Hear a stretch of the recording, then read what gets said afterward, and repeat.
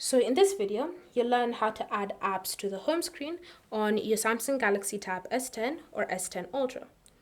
If you've been swiping up so that you can be able to navigate to your favorite app on your tablet and you want to change it so that the app is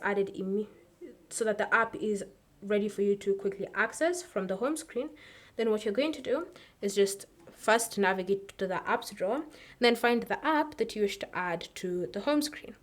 Once you found it, you now have two choices. You can choose to long press on the app icon and then select the option Add to Home. So this one right here with this plus icon. So you can choose that and it will be added to the home screen.